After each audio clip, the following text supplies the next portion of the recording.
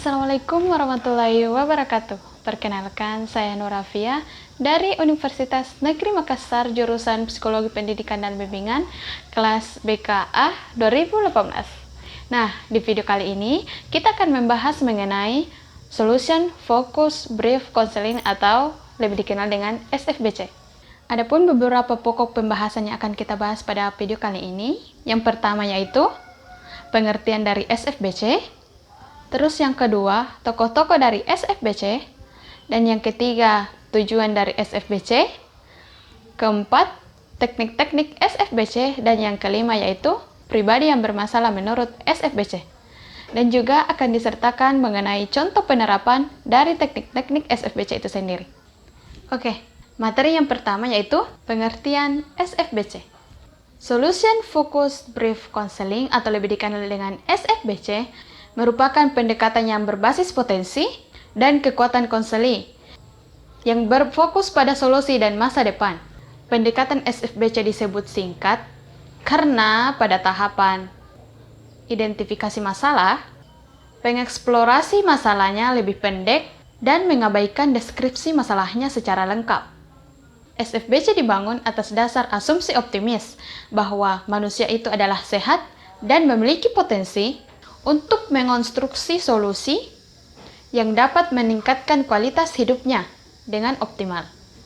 Asumsi pokok dalam SFBC itu ialah bahwa kita memiliki kemampuan dalam mengatasi tantangan hidup.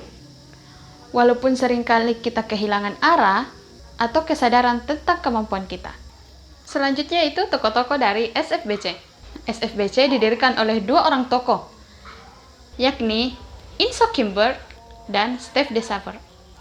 Pada awalnya, Berg melihat bahwa konseli yang datang padanya tidak hanya menceritakan masalah yang dihadapinya, akan tetapi konseli juga menceritakan eksepsi atau pengecualian saat-saat di mana masalah tersebut tidak muncul atau berkurang. Pada titik itulah, Berg dan DeSaver mengembangkan konseling yang awalnya dari berfokus pada masalah, berubah menjadi konseling yang berfokus pada solusi. Yang ketiga, tujuan dari SFBC. Tujuan dari SFBC ialah yang pertama yaitu mengubah cara pandang situasi atau kerangka pikir konseling.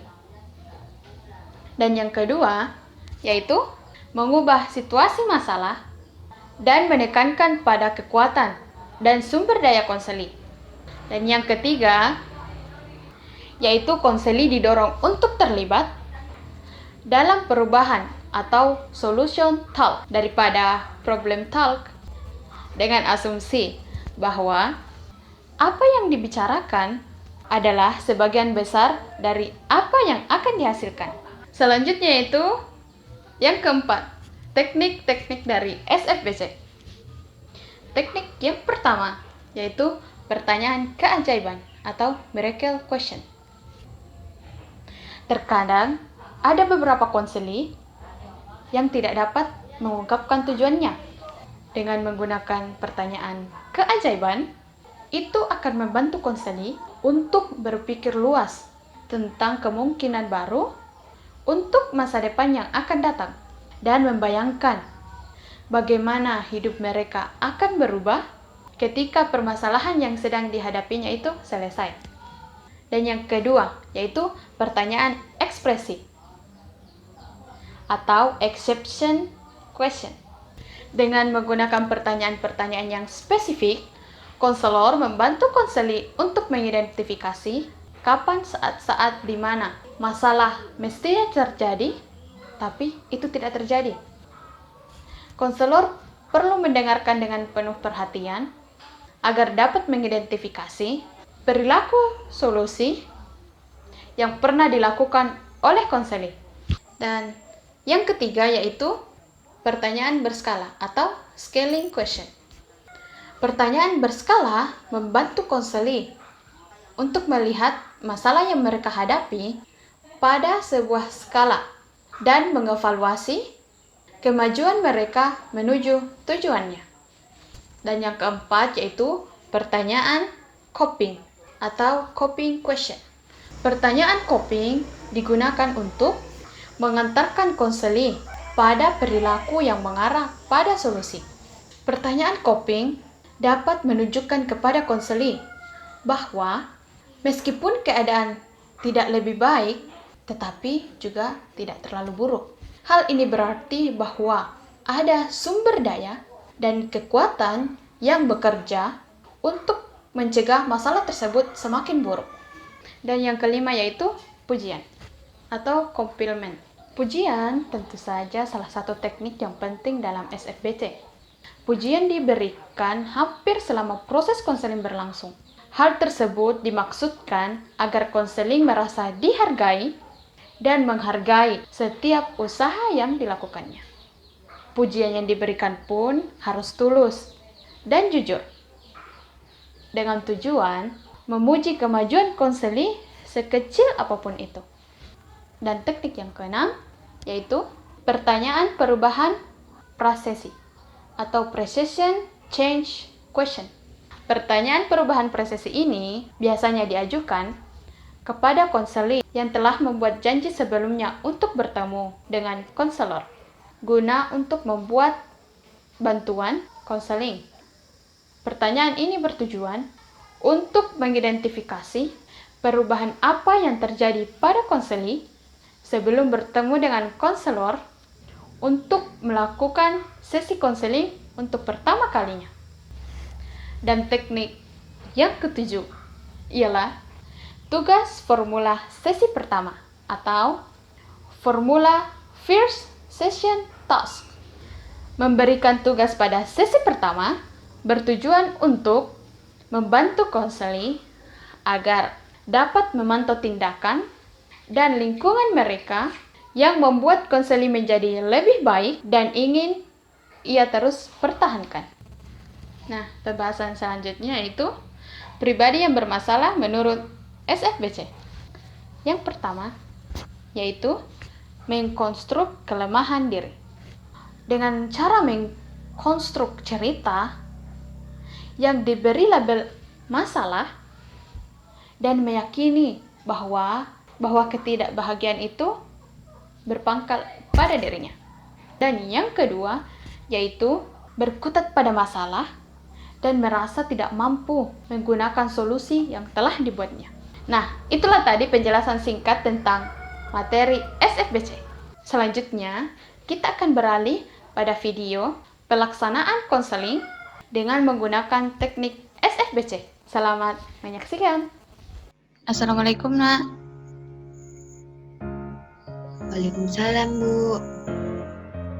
Apa benar ini Nurul Kalbi Aulia dari kelas 11 MIA 3 ya? Iya, Bu, dengan saya sendiri. Bagaimana kabarnya hari ini, Nak? Alhamdulillah baik, Bu. Alhamdulillah. Jadi, Bu, ada apa ya menghubungi saya? Seperti yang Ibu bilang di WA, kalau ada hal yang ingin Ibu sampaikan. Begini, beberapa hari yang lalu, Ibu dapat laporan dari wali kelas kamu. Katanya, keaktifan kamu di kelas itu berkurang, padahal biasanya kamu itu sangat aktif. Oh iya, memang seperti itu, Ibu. Karena itu, boleh Ibu berbincang-bincang denganmu terkait hal ini?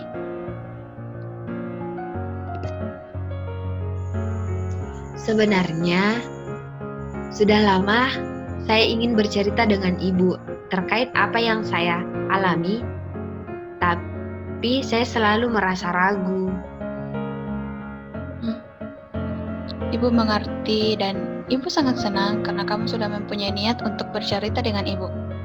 Tapi sebelum itu, Nurul harus ketahui bahwa Ibu di sini sebagai konselor yang akan membantu kamu untuk menemukan solusi dari permasalahan yang sedang kamu hadapi. Dan tentu saja, segala keputusannya ada di tangan kamu sendiri. Iya, Bu, mohon bantuannya ya, Bu, agar saya dapat menemukan solusi dari permasalahan saya.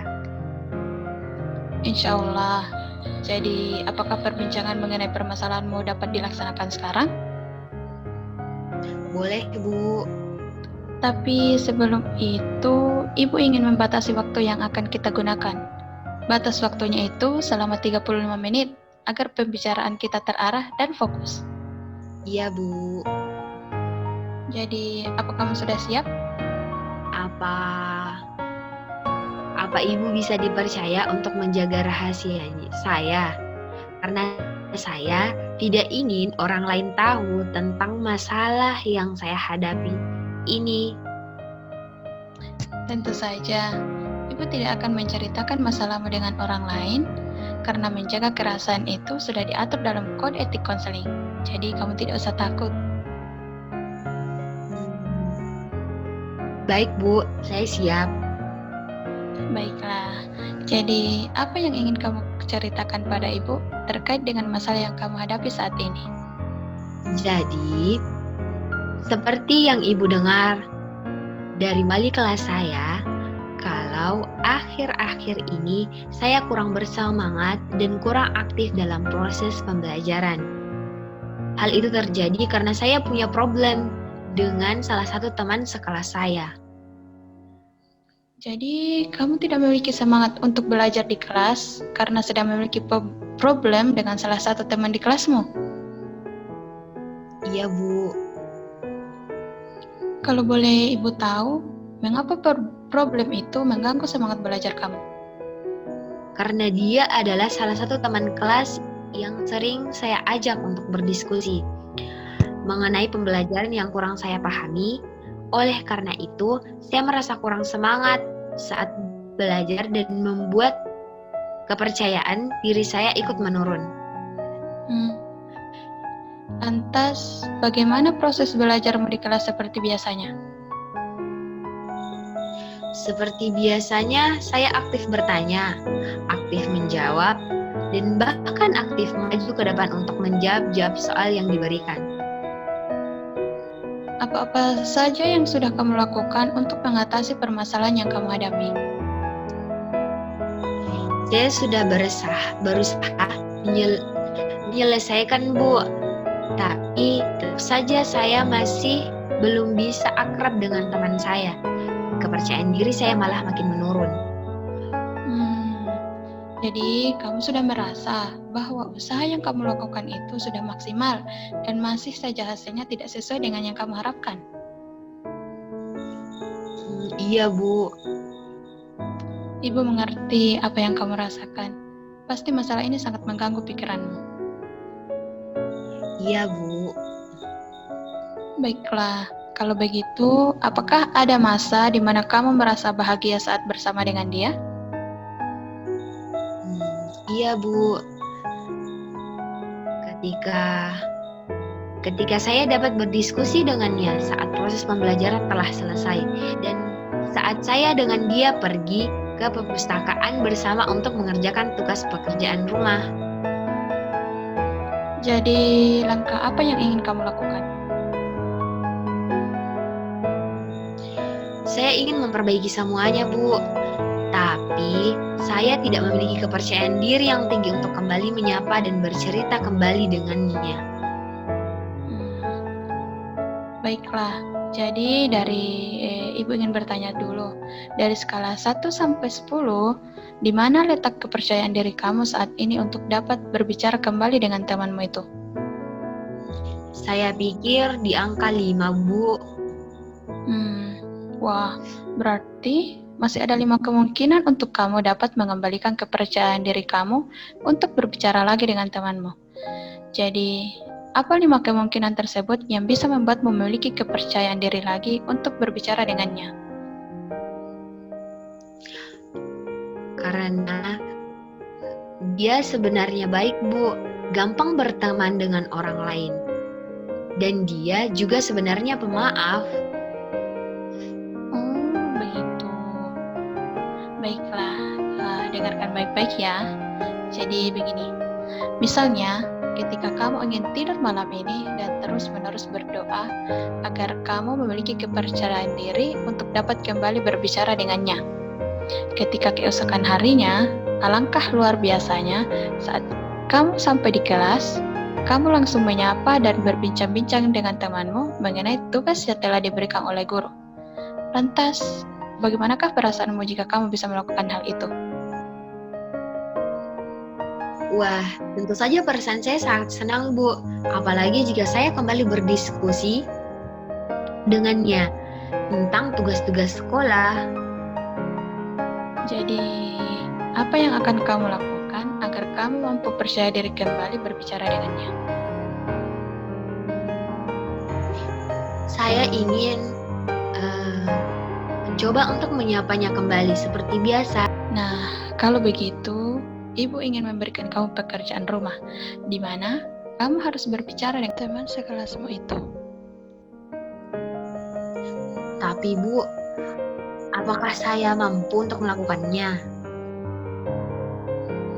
Kamu pasti bisa. Kan kamu sendiri yang mengatakan kalau dia itu baik dan pemaaf. Jadi dia pasti mengerti dan meresponmu dengan baik. Baik Bu, saya akan mengajaknya untuk berbicara. Baiklah, kalau begitu untuk sesi hari ini kita tutup ya. Dan jangan lupa, pekerjaan rumah kamu kita diskusikan lagi minggu depan pada hari yang sama dan jam yang sama ya. Ya Bu, terima kasih ya atas waktunya. Iya, sama-sama. Kalau begitu, saya pamit dulu ya Bu. Assalamualaikum. Waalaikumsalam. Itulah tadi video singkat tentang pelaksanaan konseling dengan menggunakan teknik SFBC. Semoga videonya bermanfaat. Apabila ada salah kata mohon dimaafkan. Wabillahi taufiq wal hidayah. Wassalamualaikum warahmatullahi wabarakatuh.